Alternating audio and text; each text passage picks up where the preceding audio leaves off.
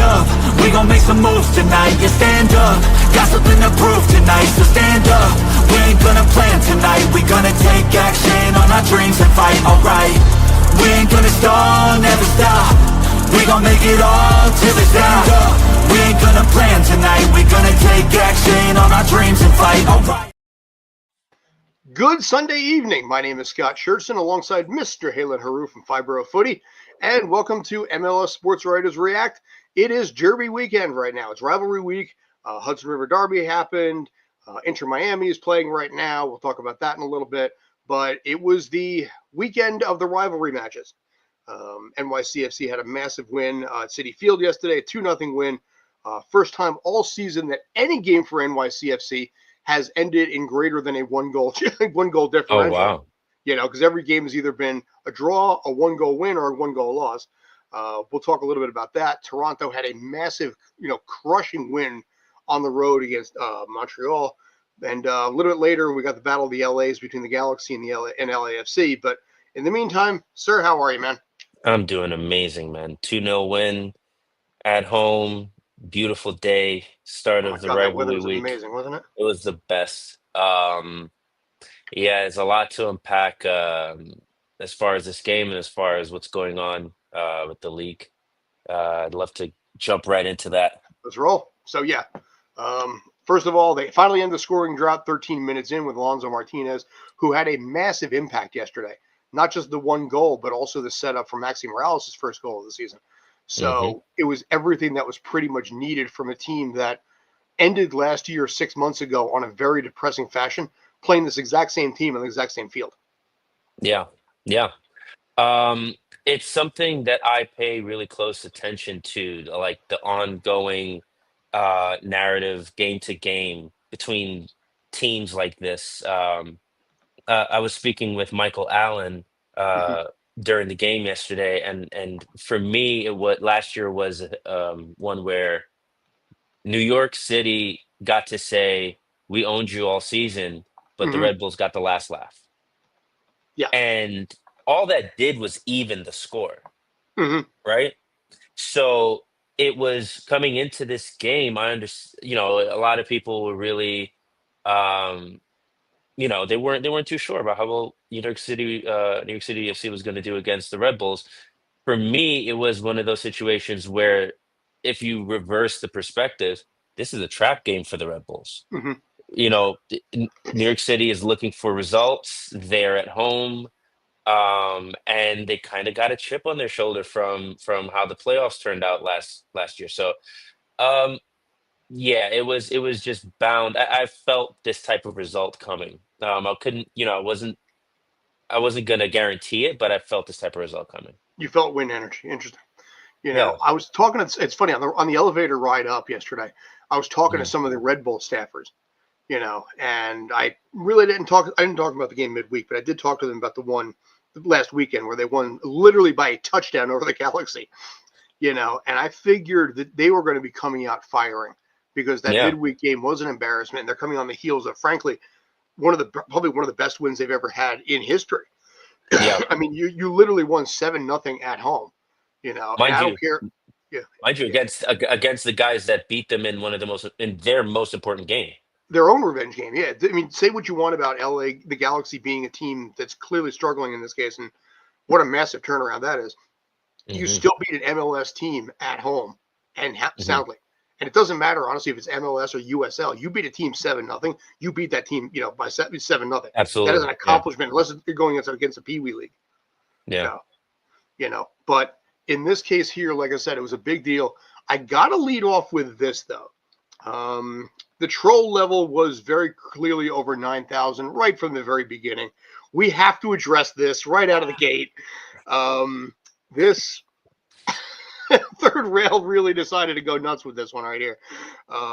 And you know that what? really set the tone for me. Like when they unfurled that thing yesterday, for me, it just it took the energy to a boiling point. Like, dude, you could the amount of work that went in on this thing. My God, the amazing credit to whoever got the idea to do this, and then credit to the people who put it together. And don't let this one frame of the seats behind the Mhm. tifo fool you. It was a packed house yesterday. There were a 100%. Yeah. lot of people there, man. It was 30, I think buzzing. 31,000, I think it was. It was buzzing, dude. Like it felt like a real proper. I remember thinking it felt kind of similar to that Miami game, Hmm. uh, as far as the energy and the amount of people in the building. I had so many family and friends there randomly. Like it was a properly populated game. Like one of my favorite games of the season so far. Probably my Sure. favorite. Like I said, the weather was fantastic for that too. And, in this case here, it's clearly showcasing the troll factor on this. And, Yeah, again, uh, can we find out actually who came up with this idea? Because, like I said, this is just I spectacular. It can. really I is. can. I know Ben Maltz of Third Rail, so I'll ask him whose idea it was. Please, we got to give him a shout Yeah. out on this because, like I said, that is just so classy. This a little less classy, but I understand the passion Yeah, behind it. Davi's a passionate guy. It's Davi's all a right. I'm gonna throw passionate it up guy. there anyway, man. I got another one later for something else. But yeah, I want to review. Um, got that part done. I definitely wanted to cover that. I did want to talk a little bit about the coup goals in this case that came around. Yeah. Um, I found it really kind of funny right out of the chute because if you look at this right here, is that? By the way, I'm on full screen. Can you see this right now? Yeah. Yeah. Okay.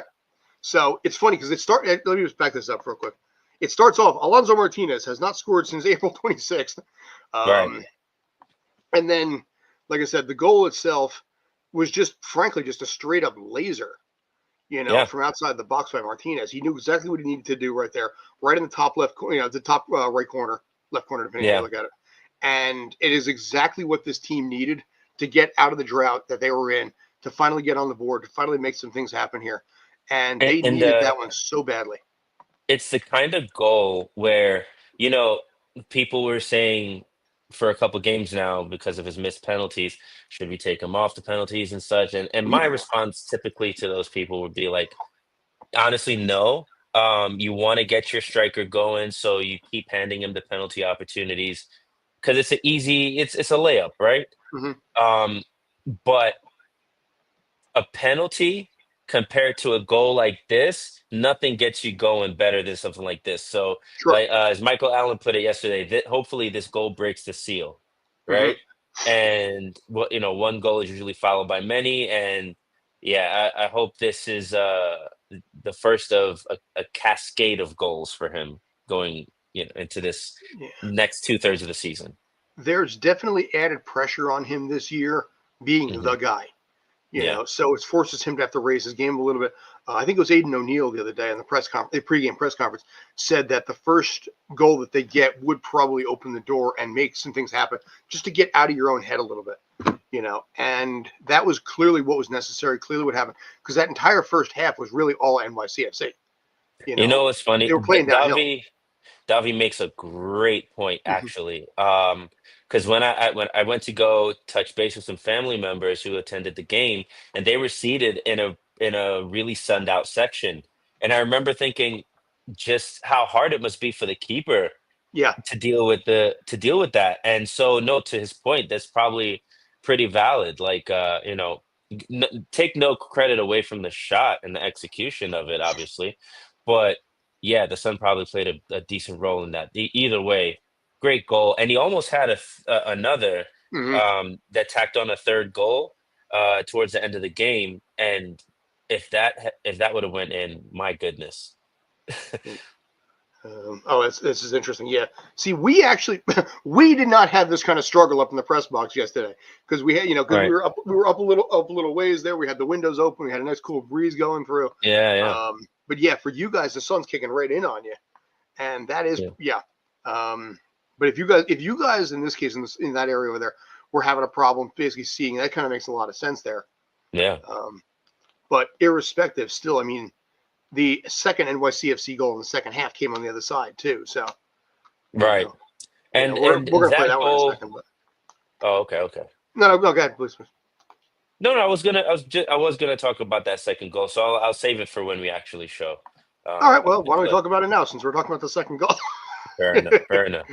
So yeah, because in So this case, that first goal, I got to speak about the first goal to speak about the second goal. The first Hmm. goal was it was Alonso showing us exactly why he has the job right now.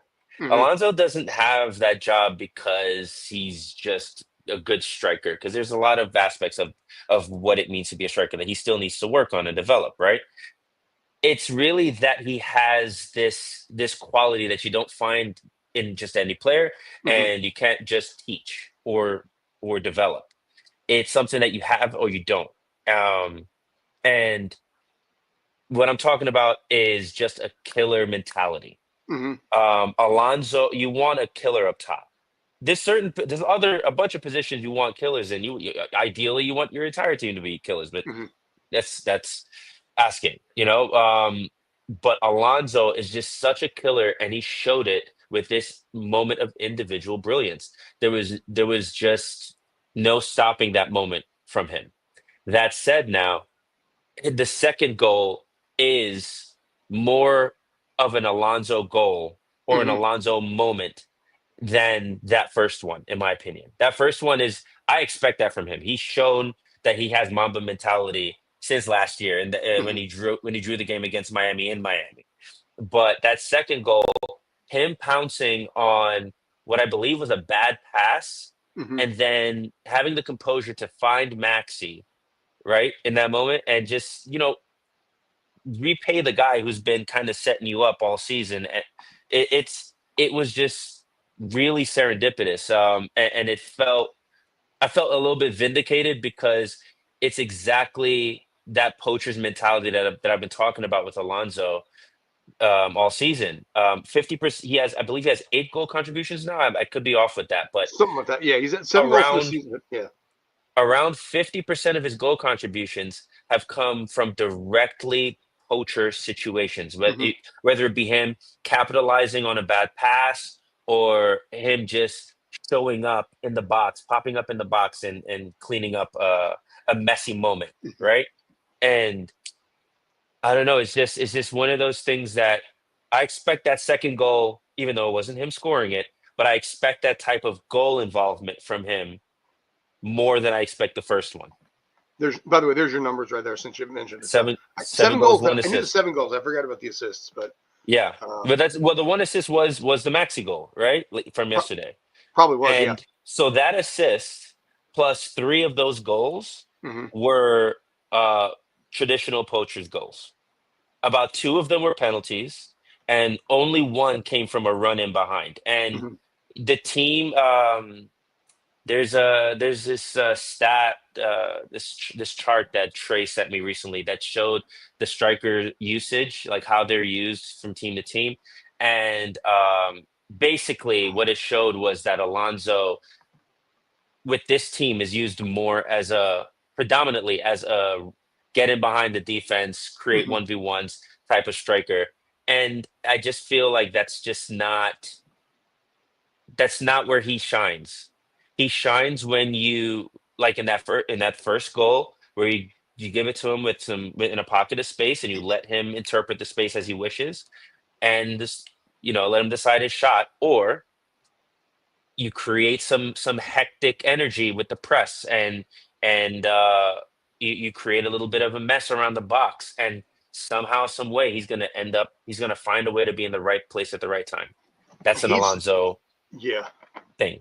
I was gonna say he's learning as he goes because right now he, like I said, he's being Yeah. challenged. And this is where he has the opportunity to get stronger or weaker depending on how he chooses to play this. Yeah, And for in sure. this game was exactly what he needed after the last few. Yeah. With the Yeah, yeah. opportunities that were there, the missed chances, the missed PKs, that one great shot at the opportunity he had, I think it was last week against Montreal. Yeah. Sirois came out, which is, again, credit to the block there. Yeah. But in this case, you had he of all people needed that win there, Yeah. for himself to kind of get, the mentals back where they needed to go. We did not get a chance to talk to Alonso Martinez because in this case here, lo siento, no habla español, and he no habla inglés, so lo siento. But as you could tell, even in his mannerisms, you could tell there Yeah. was a sense of relief and excitement. Yeah. The team also, Hannes said to us yesterday, that the team is off both today and tomorrow. They're getting 2 days off Good. before they got to go back to work. And I think a little bit has to do with the fact they have Chicago on a Sunday, which we'll talk Yeah. about that one because that's going to be they're going to go right back into the storm again, right after that Chicago match. But no, I think in this case, this is exactly what the team needed. It's a good chance. Chicago, historically, they are either 11-3 at home against Chicago or 8-3 against Chicago. I forget one or the other. Okay. But either way, it's a good historical record there Yeah. against Berhalter's squad. So there should be a good opportunity, and then immediately back into it again. I mean, they're getting the week off thanks to Pittsburgh, frankly, because Pittsburgh beat them 1-0, which means they're off, which means that Pittsburgh and the Riverhounds are playing this week upcoming. But yeah, as far as Chicago's never won at Yankee Stadium or Citi Field. Okay. Maybe 11-3 overall. I got to check that out in this case. Thank you. But there's a good chance the team should do well. I do want to mention something super duper duper duper quick. We have the final, by the way, for Inter Miami. I'm going to come back to this in due time, by the way. But I just want to point out that happened. Oh my days! They lost 3-0 to Orlando in their rivalry match at home. At home. Now we're going to come back. We may come back to Inter Miami and talking about whether or not the phrase that I have, are they up Schitt's Creek without a plunger? Because right now they are 1-5-1 in their last 7, which if you include the 2 CONCACAF games, as the aggregate, as 2 different individual games, they're 1-5-1 in their last 7 right now, including this one. So, but yeah, we'll touch base. I had to just dunk into that one because, Miami is basically the Dallas Cowboys of MLS, they're America's team, and yeah. Anyway, figure that final just came down the pipeline. Worth a mention. Congratulations to Orlando for really just laying the beat down on the road. Oof. That's a tough one for Inter, and it's a tough one for this unspoken conversation that the one conversation no one wants to have, right? It's how hard should the MLS be for Messi, right? He's leading the team in goals with 5 right now, but they are currently 5 points. You know what? Screw it. They're currently 5 points off their mark from last year. As far as points go, 14 games in.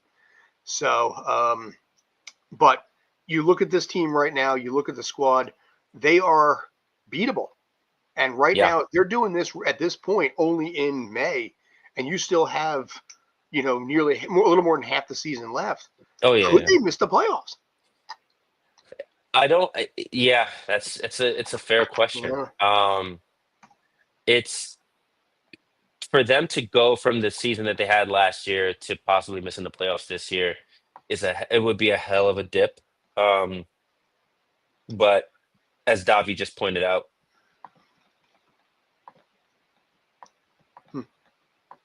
we're only 1 point behind them in the standings. So and they always play. Inter Miami always plays NYCFC around my birthday every year. It's kind of funny. Anyway, I could see them steadying the ship at some point. I'm not sure what's going on there, but sometimes it's funny. Inter Miami feels like the first. There's never been a team like this in the MLS, and I've been watching MLS since like 2008 or 9 or so. And yeah, you know what I mean by like however well this one team does, it bodes well for the rest of that league that they're in. Yes, raising ships raise all boats, or rising tide raise all boats. Right. And for me, not to get it too far into the weeds, but like Manchester United feels like that club for the Prem, right? So Inter Miami feels like they're now that club for the MLS, and I kind of feel weird knowing that they have such a super team and they're struggling. So deep down, I kind of hope that they figure it out. I would love to see them in the playoffs. You do want them in the playoffs, okay? Oh yeah, for sure. Yeah. I don't know. I find it kind of funny personally if they don't.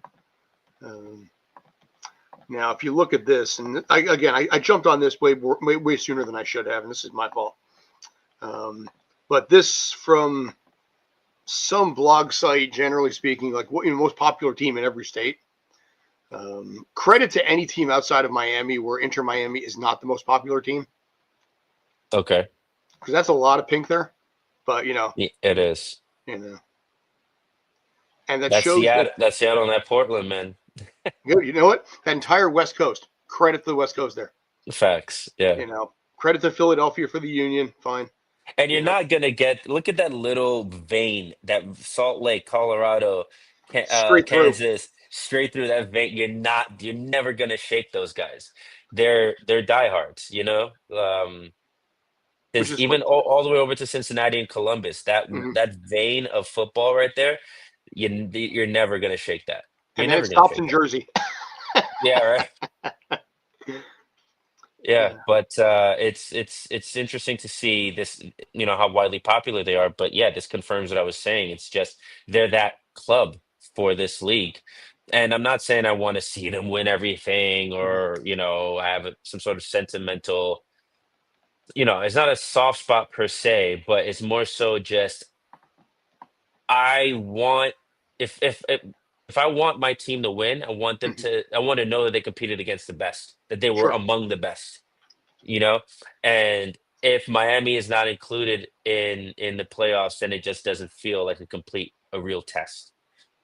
So it's almost like if the Yeah. Kansas City Chiefs missed the playoffs. Yeah. Hmm. Yeah. See, New York. Yeah. Inter Miami, NYCFC, New York Red Bulls, by the way, which is kind of funny. Oh my goodness. New In York, Jersey, NYCFC ranks 4th. DC United is 5th. That's funny in Jersey where I am. Atlanta. Oh wow. Yeah, I could see that. Yeah. Atlanta has always had a real kind of special relationship with New York for sure. Oh, yeah. What is, yeah, Georgia's got to be like Inter Miami first. Oh, I'm sorry. Crap, that's what I was going to say. Atlanta first. Yeah. Toronto is 3rd. Go figure. Transplants? Oh wow. Uh, Yeah, likely. Hawaii, Seattle's the 2nd team. Interesting. So, but yeah, Inter Miami showing up on pretty much every top 5 list here in general. Yep. But showing power of that. But again, we'll have to see what ends up happening because I don't know. I mean, I see it 50-50. I could see that team not making the playoffs. Yeah. You know, It is what it is. The supports the winning man Hmm. seventh. Oh, cool. Maybe a little bit Um, casuals in the new stadium. Yeah, that'll help. so I wanted to unpack the game a little bit. You go back to NYCFC again? Yeah. Yeah, okay. Um, I just, I like to take these opportunities to um, just kind of observe any evolution, whether it be individual or collective, and just talk about, just Pascal's thoughts and how he Mhm. answered questions and all this. Um, so a couple things I want to observe. Andres Perea had seemed to be on the outs a little bit. I know he had Mhm. been dealing with an injury, but it started to feel a little bit too prolonged. Mhm. Um, and as we started to kind of become more and more familiar with Pascal Jensen's pretty hard-nosed approach when it comes to earning field time, it Mhm. started to feel as if Perea was just not in favor. Um, Perea was not in favor with Pascal. Mhm. Um, so in these first few couple starts and the minutes that he was getting, I I knew for a fact that this was a make or for any of these players, it's a make or break, right? It's like if errors are okay, but avoidable errors and consistent errors, it can cost you your spot, Mhm. as you can see already with Augustino Heda, who he's kind of once again fallen by the wayside.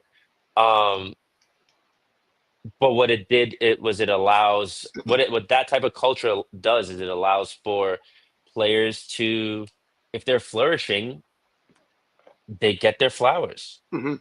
They get their time. They get Mhm. to develop further. We're seeing Julian Fernandez, who, in my opinion, was always a step behind as far as in the press, defensively, during build-up. He just always seemed to be a little bit slow to everything.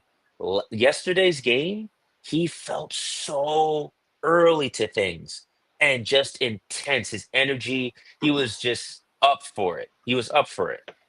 And that only happens when you're shown faith as a result of your efforts, you know? Um, and Perea, I was wondering how that was going to go. I knew he was going to be given minutes because everybody gets a chance under Mhm. Pascal, but I was wondering if he was going to show those qualities that he showed last year under Cushing, which was a lack of positional discipline. And I knew for a fact that under a coach like Pascal, that was not going to fly. It just wasn't. And I was observing him really closely. And he had a couple moments where he just kind of wandered. But for the most part, Pereira really impressed me yesterday. He got really stuck in. He was a physical presence in the middle. He was usually the catalyst for the repress and helping to win the ball back. Um, and I just was really he started doing what he was brought in to do, to Mhm. play that enforcer role in midfield. Um, and so, props to him, flowers to him. I really respect the effort that he put forth yesterday. Uh, Hannes has also had quietly been having some consistently solid performances. Mhm. It's not showing necessarily in the goals or the assists, right? But you don't always have to get a goal or an assist to be a valuable or a good performer, right? And if you really observe Hannes and his efforts, like he's constantly working defensively. He's constantly working in the attacking third to try to repress and regain the ball high up. Um, he risks the ball a lot less now. So I want to give him a bit of flowers too because he's kind of caught a lot of flack, deservingly so. But he's caught a lot of flack as of late, you know, because of his you know, heights and dips in form. What I've noticed though is that if you listen to Pascal Janssen when he talks about Julian Fernandez, he always speaks very, very highly of Juli. Yeah, he You know, does. He rates there's a him. bit He of a rates him. defense in there a little bit where even if the fans are getting down on him a bit, I've Yeah, noticed a lot. And by the way, Galaxy are already up. Yeah, Galaxy. Um, he's always been quick to defend. Like he's seen something in the kid that maybe we hadn't seen yet. yeah, So, and I think in this case here, everybody in the pitch wanted it more. Right from like I said, right from the onset, there was a fire. There was an intensity, there was an intention to get revenge over last year. Even the yeah, a players that hundred weren't percent. here, they were part of it. Like, even like, Aiden McNeil was a big part of this, where he was just all part of the, at the end of it. I don't know if you were there, but he was all of us. He's like, dude, New York is blue.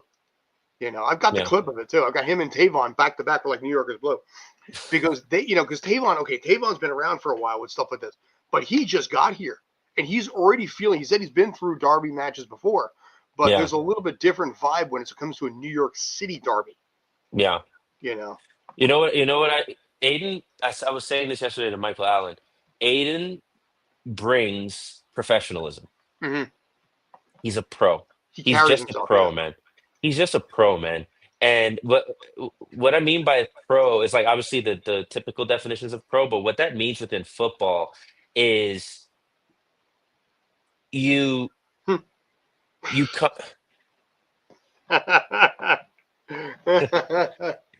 Not so subtle dig into Cushing there. Ah, tough, tough. Aiden getting so bought in Hmm. right away, that's what I mean by professionalism. Because part of when you come into a new team, not that I would know, but when I this is how I feel like it is. When you come into a new team as a new player, you gotta wear the colors. You gotta Yep. tattoo the badge. You know what I mean? It's gotta become a part of who you are, whether it feels authentic at first or not.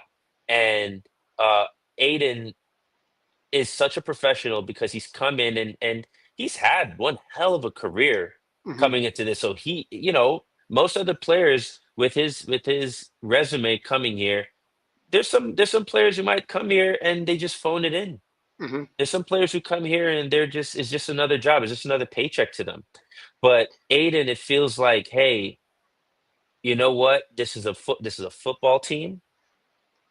Um, they need a player exactly like myself, so I feel needed, I Hmm. feel necessary, and I'm gonna live up to that. And man, flowers for that. Flowers for that. He's got the Aussie personality, which I think helps a little bit Mm, to give a little bit of an edge to a team that kind of hasn't had that kind of an edge guy. You know, yeah. I think you and I talked about that. I think once we were talking about who has swag. You know, and Mm, Tavon had swag, but he was injured at the time. You right, know, right, right. O'Neal has that sort of swag there, where he has that persona and that charisma to be Yeah, able to say, "Follow me, I got this." I mean, again, yeah, yeah. this is like his third country. This is like he walked into this knowing what he's doing. But Hmm. you brought up a great point there, where he talked about wanting to be here. There's a general consensus outside of the U.S., especially in Europe, that Hmm. MLS is where you go when your career goes to die. Yeah. And maybe, I mean, Australia is a little different this way because I don't know how Yeah, big soccer is over there. I mean, yeah, AFL, rugby, cricket are big over there.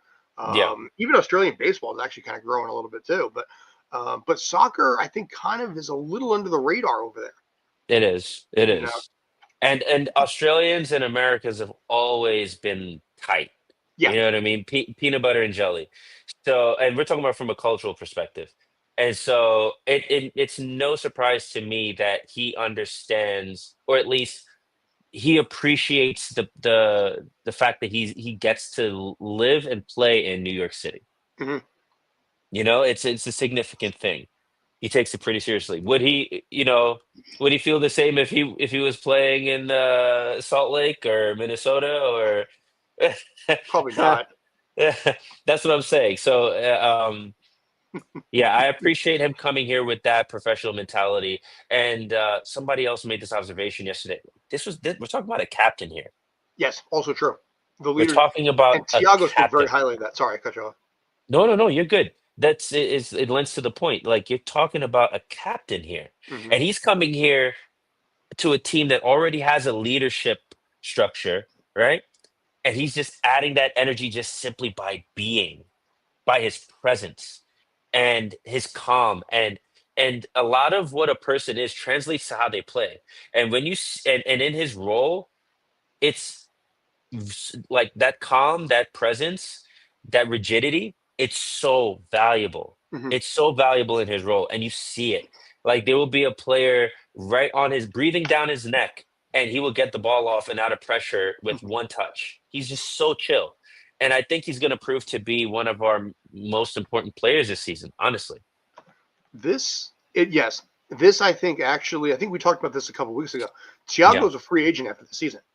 So Yeah. you go younger, I mean, I don't know how, I'm assuming the team's kind of buried that whole Atlanta incident at this point because it's been a month and change.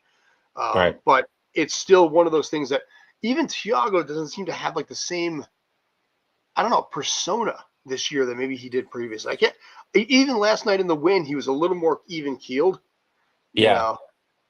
I think it's tough when we're talking about Tiago's tenure as a captain on this team, because um it's one thing if you're Virgil van Dijk under Klopp, right? There's a known hierarchy, right? But what Tiago was the captain of a team that, I know he's your boy, but last year on a team that was rudderless, that did not have Hmm. a real leader at the helm, someone who's going to say, "Hey, let's shake things up. Let's try new things. This is what it is. You guys got to buy in." Like, Nick was everyone's best friend. And so it was Lord of the Flies and the kids governing themselves, passing around the conch shell to take turns to talk. And Tiago was the leader of the Lost Boys. And it sufficed. But in this new structure with Pascal, I would assume he doesn't let his authority be questioned, right? Hmm.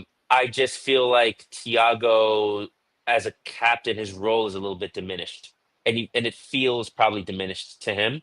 And I don't mean diminished in an embarrassing way. I mean more diminished as in, like, we don't necessarily need that anymore. it's not he's not the hero we need anymore. He's not, does that make sense? Yes, it does.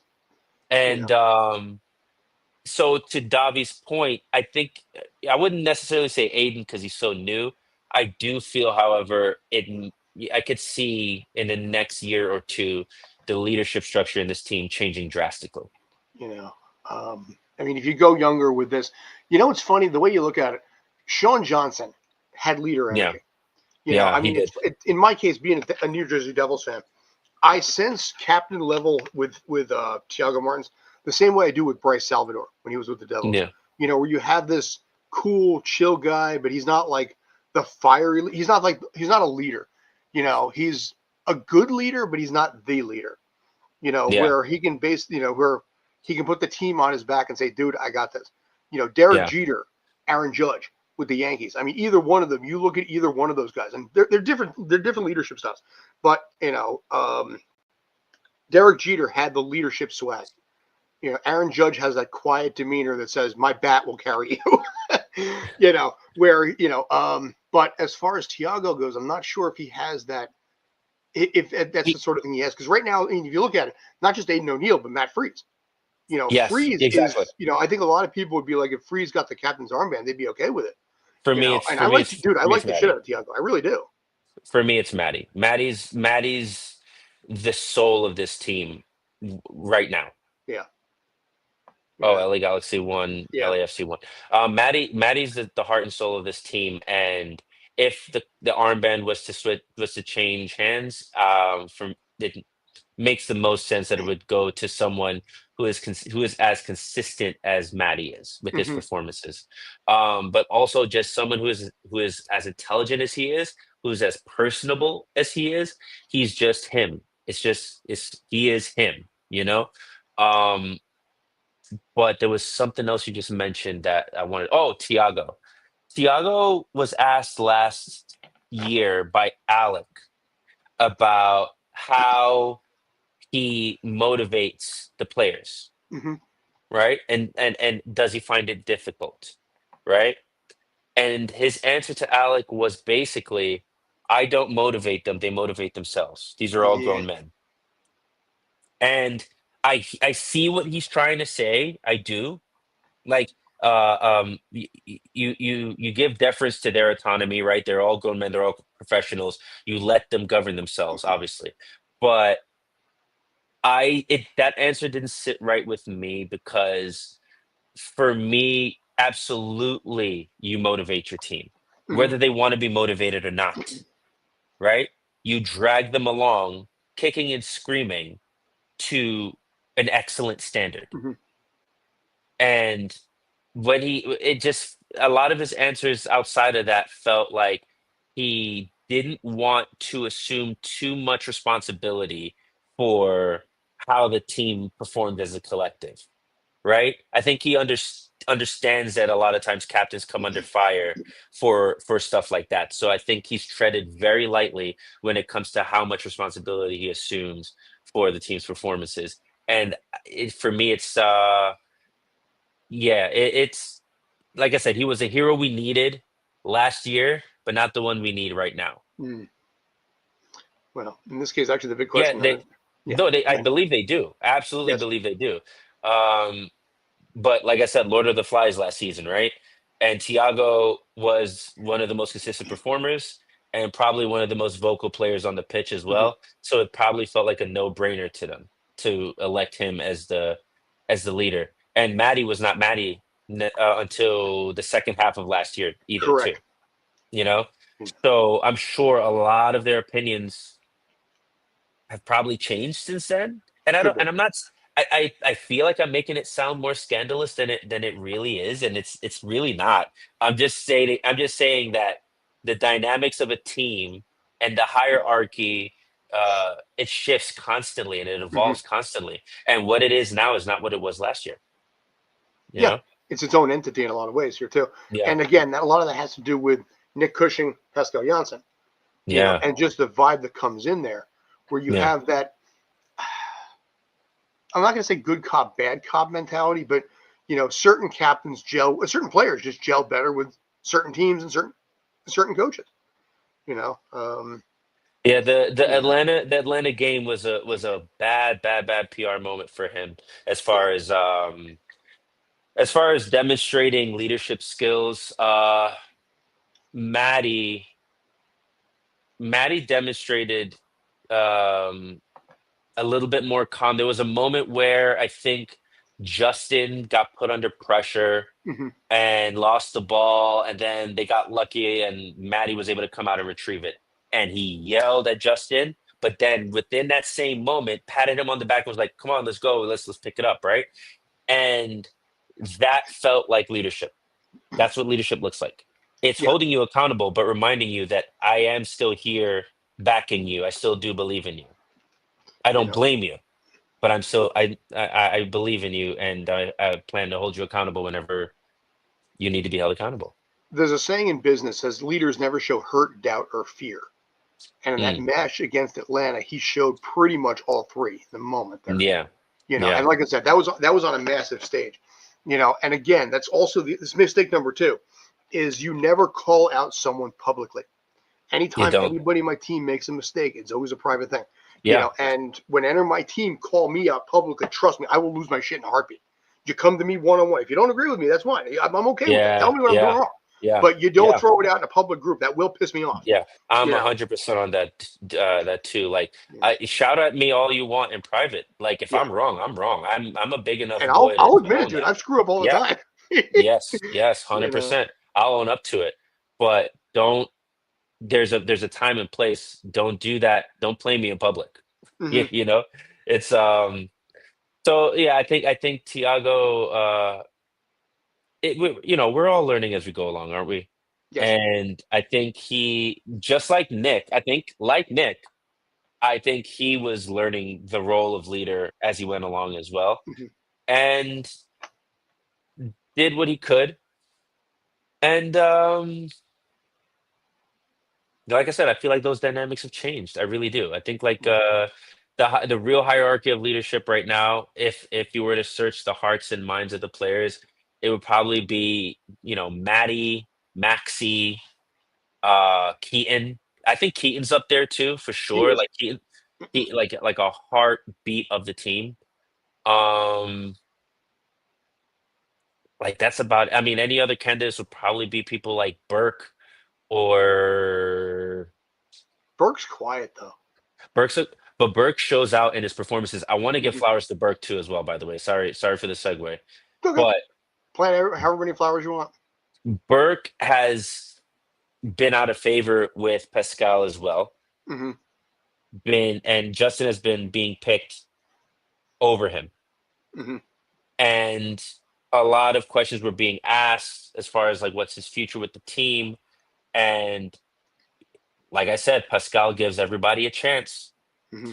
And there were games and moments where some guys in the midfield needed to be rested, so Justin got the start in midfield, and so automatically that brings in Burke. And Burke he came in and showed with his few opportunities that he is exactly the guy we thought he was last year before the injuries. Hmm. Um, he was Davi. I agree with that. I think Burke in general is an incredible player. To be Hmm. quite honest with you, I think his injuries have created a space for people to criticize him a little bit too harshly. Sure, I feel like sometimes he can be a little bit irresponsible with his passing, but for me, one is he was one half of the central center back partnership last year that was at one point the third best defense in the league, Hmm. right? That to me speaks volumes.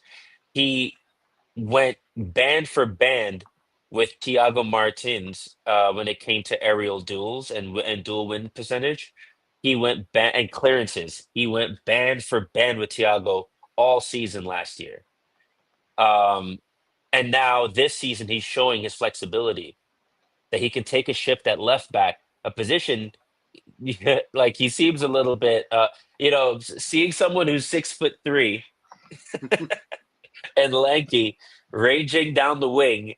is like it felt like watching those movies where like three kids sit on top of each other's shoulders and wear a trench coat and Yep. they're like, "Hi, I'm Mr. Grown Up." Like it felt like someone who is just he's out of place, but somehow made it work.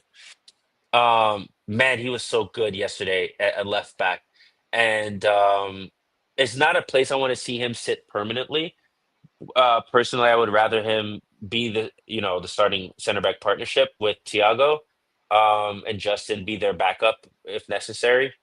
Uh, but just to see him be able to show that flexibility yesterday was, and frankly, in the last two games actually, was really, really, really impressive to see for sure. Sure. Yeah, no, and I think this win yesterday, like I said, the fact that not only the win, but also the break to be able to reflect on it a little bit more and embrace the moment a bit more. Because when you have these short schedules like you have in May, you don't really get a chance to really just capture the feeling of winning.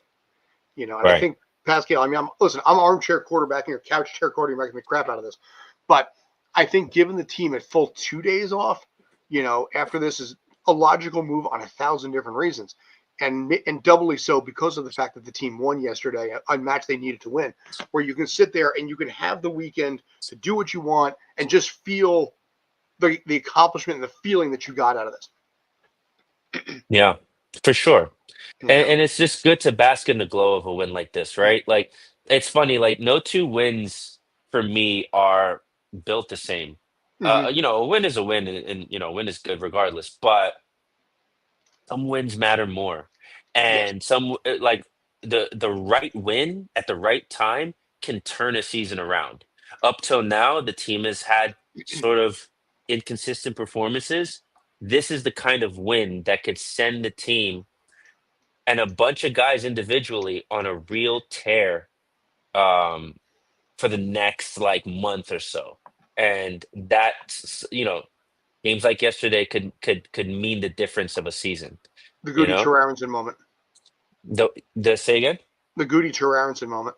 Explain for those who might not understand. In 2021, Goody Aronson scored a goal late against Atlanta. The team was on I think, a 5 straight game, goalless drought. And there was whole talk about firing Ronnie Dylo, all that. And that late draw there catapulted the team, and they never lost again all the way through the MLS Cup Finals. Damn. So you have that there. We're going to preview the Chicago Fire game in a minute because I got some numbers and some stats on that. But Hmm. you have something that, yeah, okay, yeah, yay, people remember that one. It's been 4 years at this point, amazingly, but I remember that one so distinctly myself because it was that one goal that just sort of just got the rust off the team. I don't think this is it here because I think it's too early for that catapult moment. It's more of an Mm, an August, September, October type feeling, to mm. really get that drive going. But again, it was the greatest quote that I ever got from Ronnie Dyla. And again, I beat a dead horse. I'm going to do it one more time, at least one more time here. But I asked him about that. I said, is this what the team needs to get things going? And Dyla's exact response was, God, I hope so. And I was like, that is the pure, honest answer right there. And they never lost again all the way through. Yeah. Yeah, it So feel it feels like that for me, but I can understand the uncertainty with how early. I wouldn't say it's early in the season, but it's still a little bit too early for the type of yeah, win we're talking about. Um, but yeah, a win against your rival at home in front of all of those fans, I'm it was the right type of injection of positivity that the team needed. hmm And I could see them riding this wave, at least, like I said, at least for the next month, and stuff like that can make the difference. yeah. We'll go through the some of the other scores actually real quick here before I get to the preview of Chi-Town. Yeah, NYCFC pulls off the win. Let's see, what do we got? Yeah, Toronto. Like I said, Montreal got a red card early, and as a result, Toronto just straight up went to town on them. 6-1 final. By the way, remember when Montreal beat NYCFC? Right, you right. know, Columbus and Cincinnati. That is going to be a war. I mean, it's funny. People in Columbus straight up hate Cincinnati. Just across the board in every facet. Yeah. Philadelphia, Ty Baribo is now at 11 goals this season. So he's an early front runner for the Golden Boot. A little slow of late, but Chicago, like I said, the Fire right now, they're on a win streak. 3 straight wins. I think 3 and a draw, 3-0-1, I think, in the last 4. So that is something to watch out for right there. That's a big one. Yeah. San Jose, New England, okay, fine. The Houston Dynamo, NYCFC, will be facing Houston midweek next week, not this week, following week. So Houston comes to town. Gabe Siegel, I believe, will also be coming to town at that point. That'll be interesting to see there. Minnesota is a dangerous team, man. That is a dangerous 2-front there. Otherwise, the rest of the matches are pretty much generic, except for, like I said, Orlando, Miami, which, wow, that's embarrassing. So A little bit. But all right. So let's convince for a quick minute. Do you have anything else, or you want to talk Chicago? Maxi. I do want to kind of go through the guys Oh, individually. the gradings. I'm sorry. Yeah, Yeah. and there we go. Oh, Okay. So here the thing with Maxi, I love that he got his goal, and it seems to me that people have been saying, oh, what is this midfield going to look like when Keaton finally comes back and pairs up with Aiden? And some people believe that means Maxi comes off the bench. Dude, I genuinely think Maxi is Pascal's number 1 guy. I think so. And there's no world in which, unless Maxi says so, I actually think it's that. I think it's to that level that he gives so much deference to Maxi that he lets Maxi decide if he wants to play or not.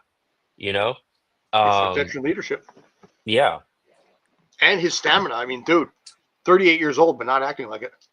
yeah, exactly. It occurred to me yesterday. I was like, wait, I'm older than Maxi, so maybe it's not that bad. Yeah, you he's reach a certain age after a while, and you're like, yeah, I'm older than all of them. yeah, I'm not older than Pascal Janssen. He's older than I am. So I got that one going for me. yeah. But Barraza, when we played DC, man, oh man, I have an amazing opinion on that. performance. Go. He did exactly what he was going to do. That dude circled this game on the calendar. Yeah, So he, yeah, the clean sheet that he had, Barraza has been aching to take over a number 1 spot somewhere. yeah. And when they re-signed him in the offseason, I was very surprised because I figured he was going to go someplace and be a starter. So good for Yeah. him. Him and Cody Mazzell, let him run, man. I'm proud of him, really am. Yeah. He plays Call of Oh, Duty a lot, so I'm not sure how good he is. You can find him on there too, but Luis Barraza was it's the ex that knows you're going to be at the party, so they so they so they bring some new beau, and they make it look like the relationship is amazing just to make you jealous. oh And wow. outside of that, it's not it's empty, right? Mm, And it's the same thing with Barraza. No offense to him, but like we all know he only had such an amazing performance because it's us, mhm. because it was New York City, right? And yes, some players can ride the wave of a good performance, and he might have a good couple performances for the next couple weeks, but at some point he's going to regress back to the mean and be the same old Barraza that eventually was sold by New York City. It's funny. Actually, I got to disagree. I'm going to have to go ahead and sort of disagree with you there. Mm, He has a higher save percentage. Granted, 7 games versus 14. I'll give you that. But he has a higher save percentage than Matt Freese. And I think 7 games is enough to say, okay, at least worth an attention there. yeah, for sure. Yeah, I mean, Maybe he's built for a smaller market. He can't listen. His first team was Oakland of USL. So yeah. Yeah, we'll see. We'll see where he eventually, if he does regress back to the mean ultimately, like I said, or if this is actually his, how Matty had his 2024, if this is his mhm. 2024, you know? I mean, like I said, I kind of can't help but root for that kid. Yeah. I mean, yeah, Um, he's sitting in. so Yeah. Tavon Gray. It's such an unfortunate. I mean, maybe unfortunate is the wrong wording to use, but it's actually a blessing that we have two really great options at fullback, Hmm. and they give you such different things, and it's just nice to see Tavon back to Tavon form. Hmm. He had a good couple moments yesterday where it was he had really good 1v1 moments. I've always said he kind of Sorry. reminds me of Aaron Wan-Bissaka. Hmm. Like he's sort of clumsy in how he Oh, that works. moves, but he's superbly athletic, and he's a great 1v1 defender, and that's just what you're gonna get from him. Hmm. And um, yeah, I'm glad to see him back to his typical form. Yeah. All things considered, I mean, the rating system on for pretty much everybody was solid, for this. Say again? I think, the rating system, I think, is pretty solid all the way through. I do feel Coronel getting a 5.1, I feel honestly was unfair. Oh, he was all right. He was all He right. was all right. I mean, listen, Yeah, was he 5.1? No. Was he 6 something? Yeah, I would give him a 6.2, maybe 6.3. yeah. 5.1 feels harsh to me. 5-1 is pretty harsh. Just my take, Especially but no, I agree with you there. That 5-1 is pretty harsh on him. Um, Edwards with the 7.6 though, mm, right? I yeah. he was one I was hoping we were in for. When he was a free agent at the Hmm. I don't remember when he was a free agent, but he was just available. I was hoping that we were in for him, not as a slight to Kevin O'Toole. I love Kevin O'Toole, but he's Raheem Edwards is a journeyman, an MLS journeyman. He brings a lot of experience, a lot of veteran leadership, and he's just a career left back, and um, it just would have been nice to have him uh, come in and shore up the left side of our defense, Hmm. which clearly, as you can see, we're putting 6'3" center backs in that spot. So it's definitely a spot that needs addressing for sure. Sure. Yeah, But again, decent win there. I mean, Forsberg getting pulled, I think, midway through the second half. Excuse me. That was a huge moment there, too. yeah, I think it was, because, Michael Allen was between the two of us. And when he came off, both of us looked at each other like, oh, that is going to be a bad blow to the Red Bulls right there. yeah. So, Could you go back up to to City? copy that. Yeah, spoke about Hannes, Alonso, Hooley. I feel like 6.8 is harsh for Hooley, man. 6.8 is harsh. Yeah. I think he deserves at least a 7. At least a 7. And Aiden actually deserves like a 7.5. I was going to say Whoa. 7.2, 7.3 even, yeah. Oh, 7.2, 7. Yeah, 7.2, 7.3. Between that and 7.5 max. Like, see how Tavon has a 7.4? Yeah, Hmm. Aiden deserves at least a 7.4 or 5. Um, Tiago, oh man, Tiago, Lord have mercy. I know I just gave him a lot of flack as far as how he is as a captain, but how he is as a player, Hmm. like it's two different things. Tiago is finally back to full form. Tiago is looking like Tiago. And he's not just, people always talk about his pace, pace this, pace that. It's not just his pace, man. He makes great decisions in those uh, really tricky. The ball is bouncing in zone 14, and there's runners, and the wrong deflection could mean a 1v1 against Matty. And he just knows how to make the right movement to cover a space or to make the right header to take away the danger, to, you know what I mean? To take away the Hmm. danger from the play. And man, he's just been amazing, amazing, amazing. In the last, like, I'd say 3 or 4 games, he's been really, really, really good. Justin, obviously, same old, same old. Hmm. We expect that from Justin. Justin's one of our most consistent performers. I feel like Perea, yeah, he had his struggles, so I guess 6.9 is fair. But like I said earlier, I do give him flowers because it didn't seem like he was being irresponsible with his positioning, like I was used to him being last year. So He was what he overall, needed to be. Yeah. yeah, he was exactly what he needed to be yesterday. Um, yeah, overall the guys did really well. Yeah. Yeah. Like I said, it's a pretty complete performance. And again, the biggest thing here, this is the other part of it. This was the only time, this is only the second time this year that NYCFC had gone into halftime with a lead. So that's a pretty telling sign there. Whoa. Yeah, exactly. There's a pretty telling sign there on top of that, that it took this long to get game number 2 that way. It's interesting because you mentioned that at the top, and it got me thinking that that's indicative, really, of the. I feel like Pascal is a guy who wants to control games, Mm-hmm. and I don't mean simply from the typical football idea of control of possessing the ball.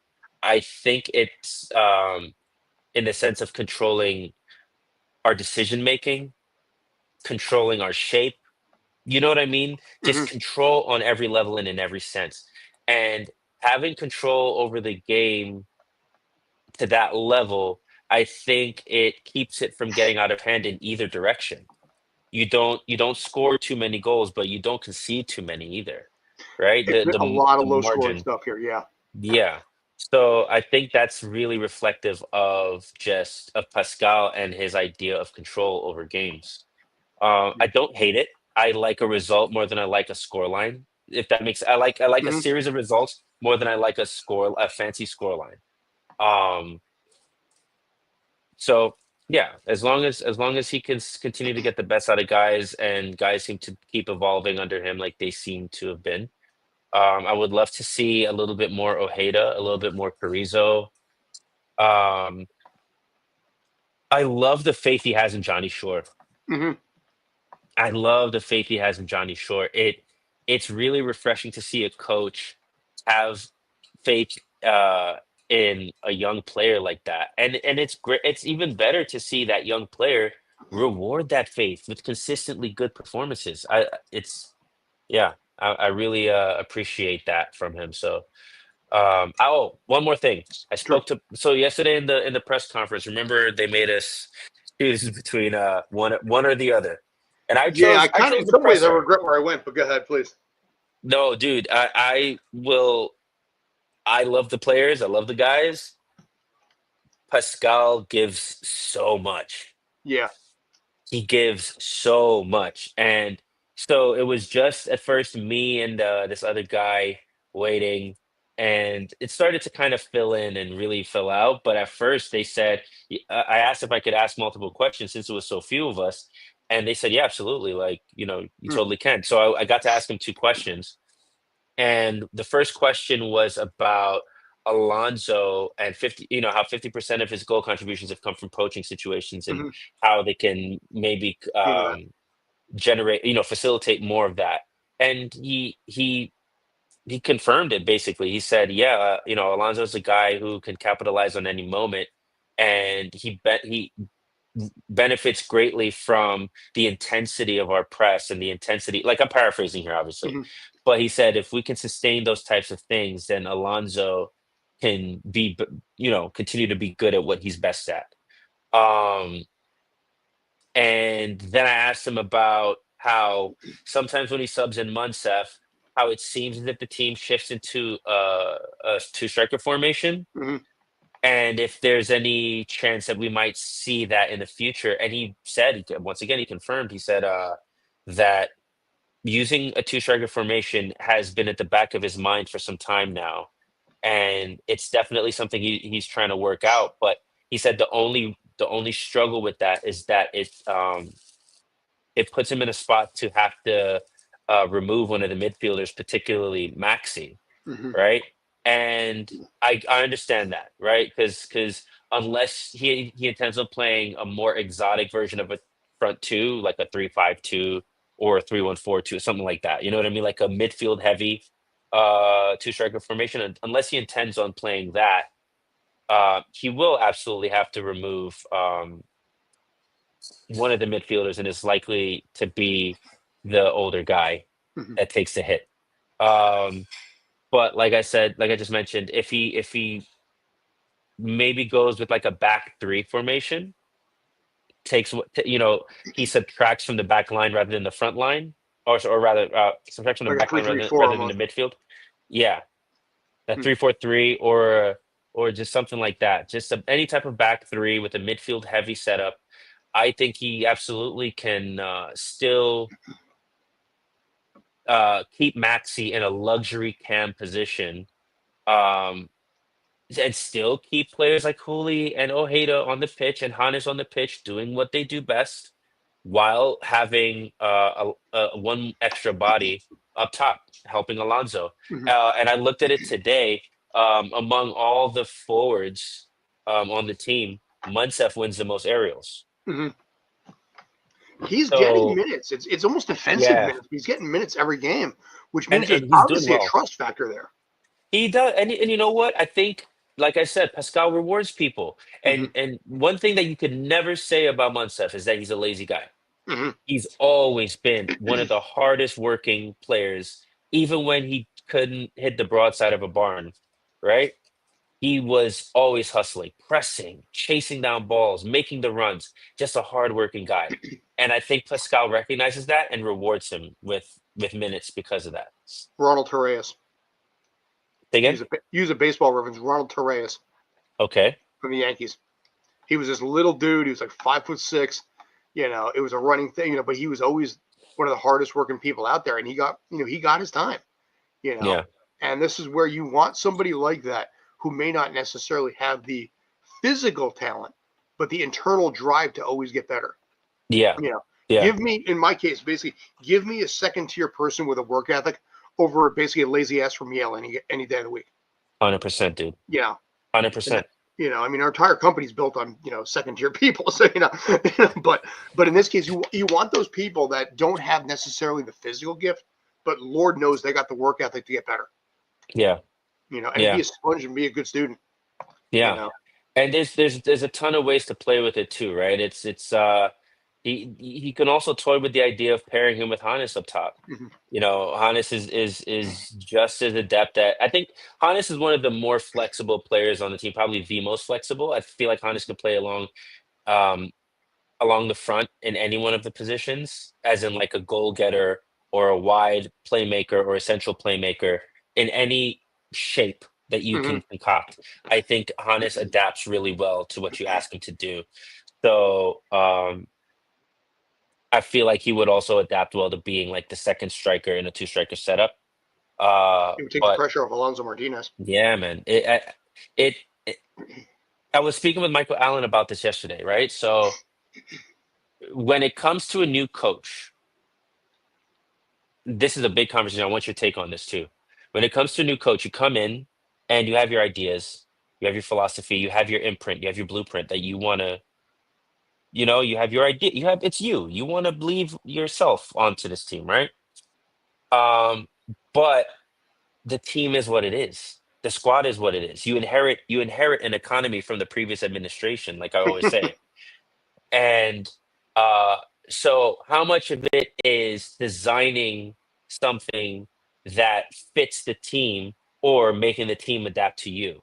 And it's got to be a bit of both. But I feel like you got to start off with adapting your philosophy for what for the players that are available to you, right? You bend yourself first to them, and then as you gradually make them bend to you, and then everyone benefits. I Um, Yeah. Sorry, go on. No, no. Finish your thought. I have some thoughts on that. It's it, I think there's benefits to that. You look at what Arne Slot's done at Liverpool. Arne Slot came in and he did not try to reinvent the wheel. He built on what Klopp already had in place. Hmm. The press, the culture, everything. He did not try to do anything very different from Klopp. He just kind of fine-tuned certain things. Um, but he essentially kept the blueprint, so much so that that overlap is so seamless that in Klopp's final appearance in front of Liverpool fans in Anfield, he led the crowd in a chant of Arne Slot, right? And Arne Slot's, he was on when they won the Prem, and he was on the pitch. He led the crowd in the chant of Jurgen Klopp. Hmm. So it's this acknowledgement that the club and the identity is bigger than me or my ideas, right?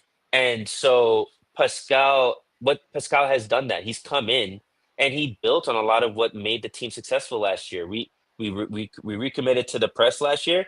He pushed that line even further. We're even more aggressive in the press. The numbers reflect that.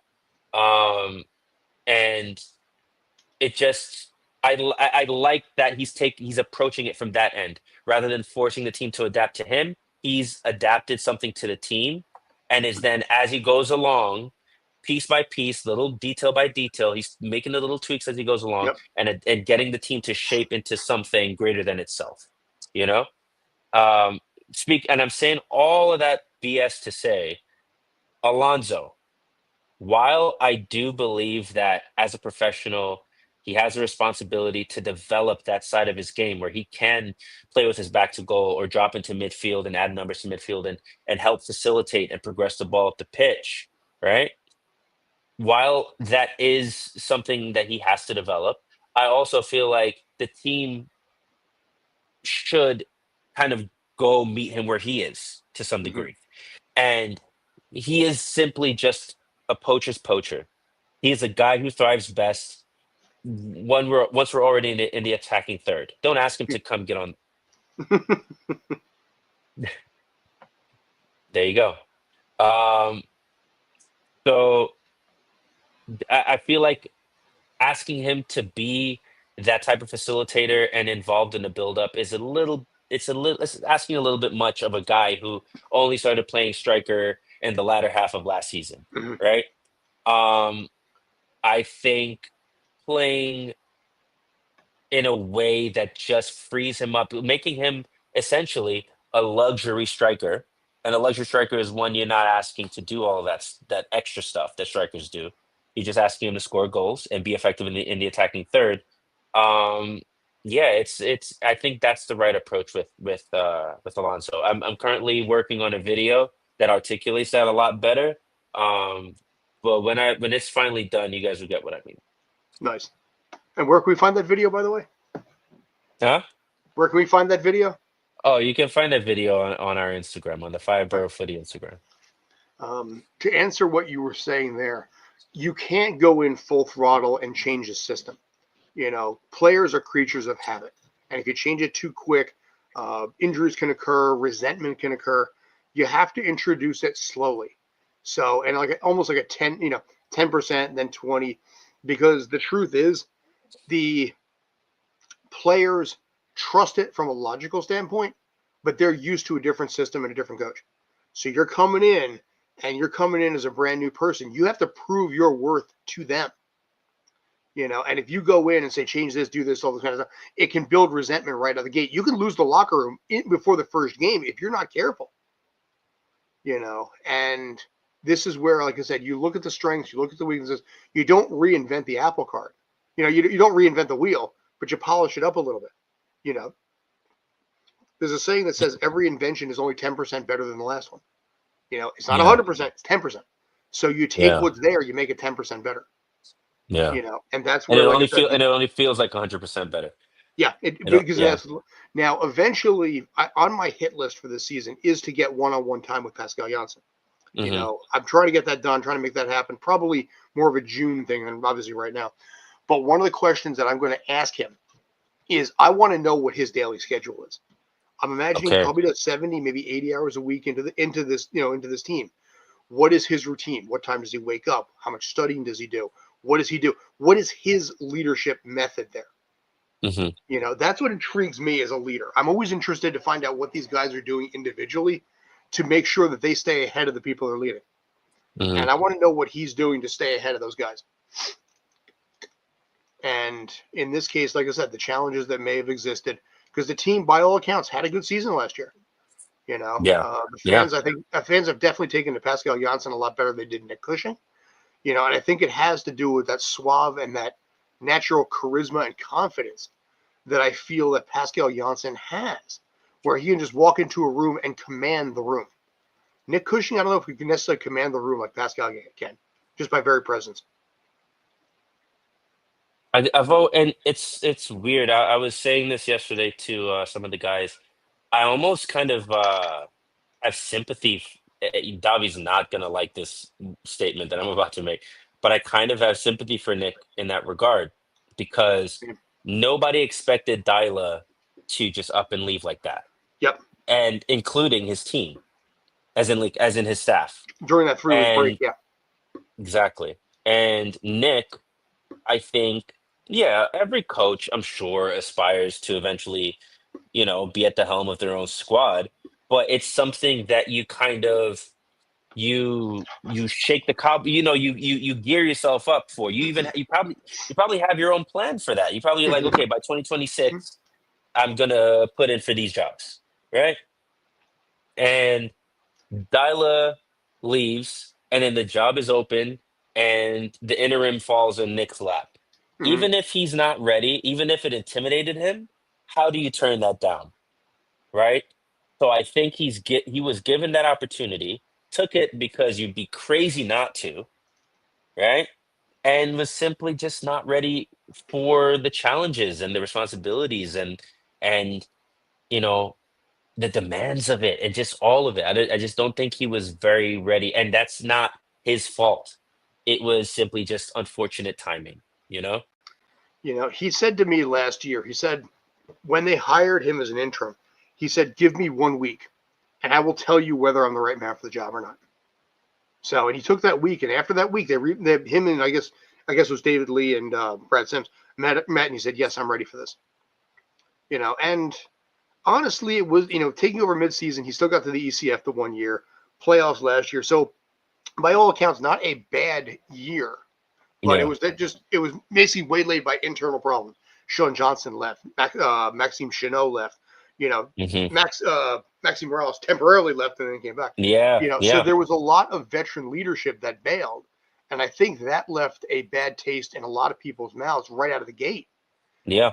And Sean Johnson threw some shade towards NYCFC, and Maxime did.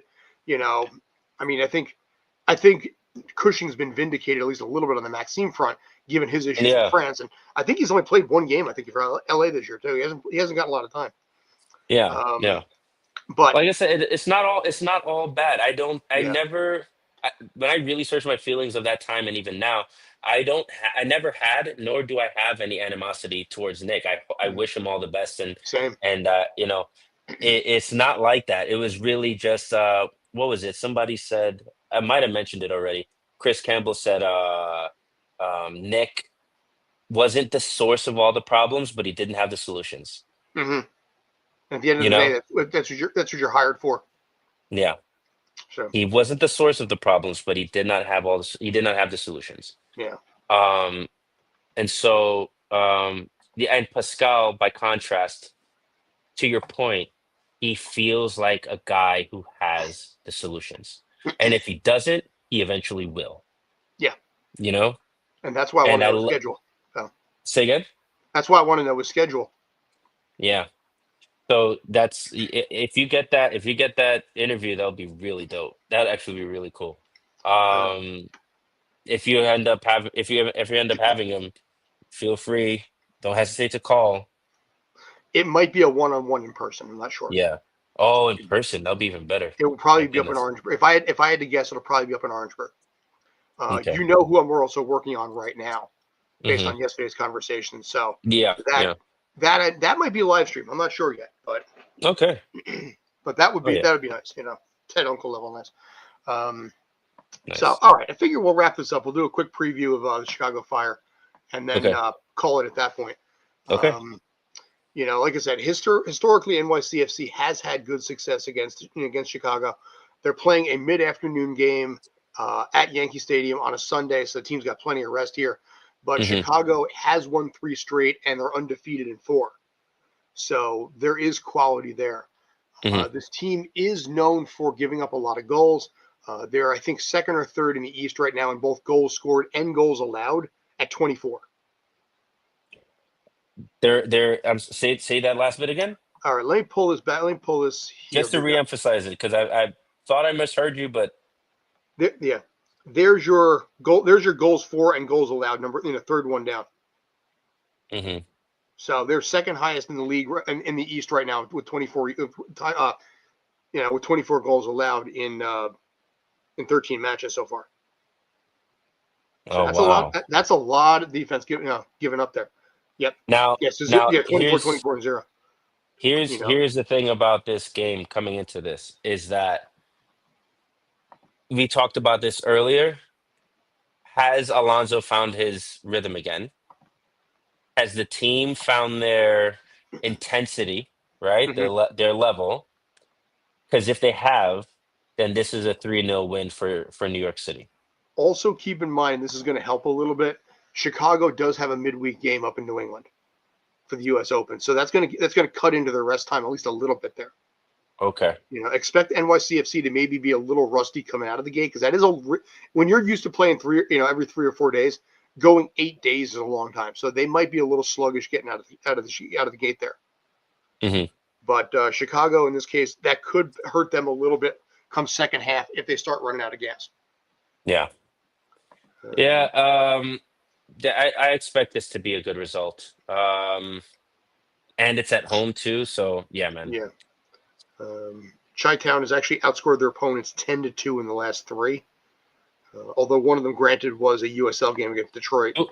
Who are their big names? Who are their like go-to guys?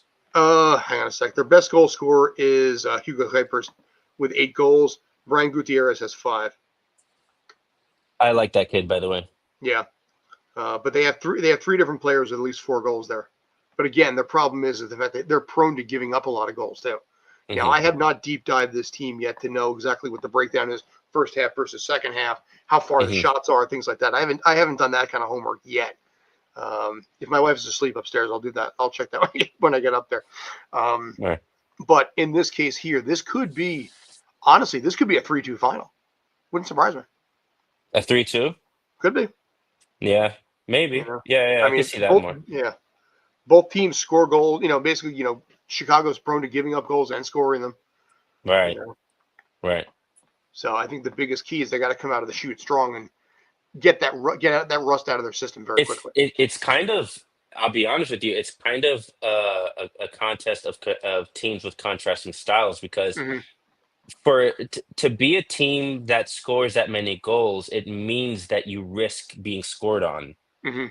right? You kind of open the game up a lot more. You take that risk, and it shows that they have given up a lot of goals. You take a team like that and you put them up against a team like New York City, who they have not actually. This was the first game where it was a multiple goal margin, right? You said Yeah, the first time right. this season on either side where it was more than a 1-goal deficit. This team does not risk too much for the sake of goals. Mm-hmm. It prefers control. The Yes. team prefers control and defensive solidity. So we're talking about it sounds corny and very cliche to say unstoppable force, immovable object. Mm-hmm. I think in this case, with those two forces coming together, those two types of teams coming together, I could see it being, like you said, yeah, 3-1, 3-2, maybe 2-1. Mm-hmm. The Yeah. team is almost exclusively a 4-3-3 setup with the exception of 2 different matches. Interestingly enough, this is a weird little nut to pull out here.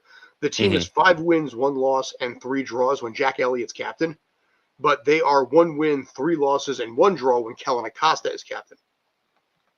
So if Elliott has the armband, that seems to change the dynamic of the team and their mentalities a little bit. That's interesting. Yeah. I love when you pull out those random those random data points. And you know what's funny? It feels like it actually has merit because stuff like that I place a lot of value in. Like It's the way my who has brain the works. armband? Yeah, thank you, man. The way my brain sort of works, it's kind of like Zach Galifianakis at the end of the Hangover. When you see Oh like my the gosh. casino scene, the numbers are just bouncing around his head. Oh That's my kind of what it is on gosh. my side. But Hansi Flick's Barca is a perfect example of scoring a lot, but also conceding a lot. Yeah, yeah, exactly. Like that's pretty much any team that that wants to be a high scoring team, you're gonna have to take a lot of risk, Hmm. and you leave yourself very vulnerable. But you trust that the sheer overwhelming force of your attack beats them into submission and puts them in a defensive posture, and thus that's your defense, right? It's not that you are um reserved in your shape and holding your shape, and you're defensively stout in your emergency defense and all that stuff, but it's more so that just the amount of punches you throw, they land so frequently that they Hmm. just start covering up, and they don't throw any punches back because they don't want to risk getting hit. They don't want to risk getting knocked out. Sure. So I think, however, that Jesus Christ, man. You know what, and you know what's funny? Davi and I are on the same page as far as that. I don't rate him at all. I Hmm. didn't like him for the national team. I'm glad to see that he's coaching Chicago. I'm happy that he's there. You know. You're happy for his Um, son over in Vancouver. I think it's yeah, Vancouver, right? Yeah. yeah. His son is actually one of the better midfielders in the league, from what I can tell. Yeah. Yeah. Now, the only other note that I'm going to pull up on this is Kuiper's goals seem to come in tight. Of the 8 goals that he has, his average distance is just under 11 yards away, where everybody else who scores Oh, goals is pretty much at or outside the box for the most part. oh, So he's a he's poacher. yeah, he comes in tight, probably picks up rebounds, that sort of thing. He's a So it poacher. seems to be the way they're going to have to try and run with this. Yeah, yeah. Hmm. I could see. Yeah, I could definitely see it being a high scoring game. Yeah, 5 goals is suddenly high, you know. Hmm. He is the reason I want the fire to be asked. Well, Oh, Davi. All right. all Well, right, yeah, we'll call it here. It's 10:30 already. So all right. all right, you want to wrap us out, or you want me to handle it? No, you could do it. All right, cool. So anyway, guys, we're going to wrap this up because it is a school night, it is a work night, and it is late Sunday night. So anyway, I'm Scott from Streampunk Entertainment, Streampunk Soccer. That's Mr. Haylon Haru from Fibro Footy. Thanks as always. Like, comment, subscribe, and all that kind of stuff. And if you have any questions, throw them in the comments. New video coming out this week. I'm working on a new interview that I think you guys are going to be really interested in. 2 in the horizon, actually, for NYCFC's base. But until next time.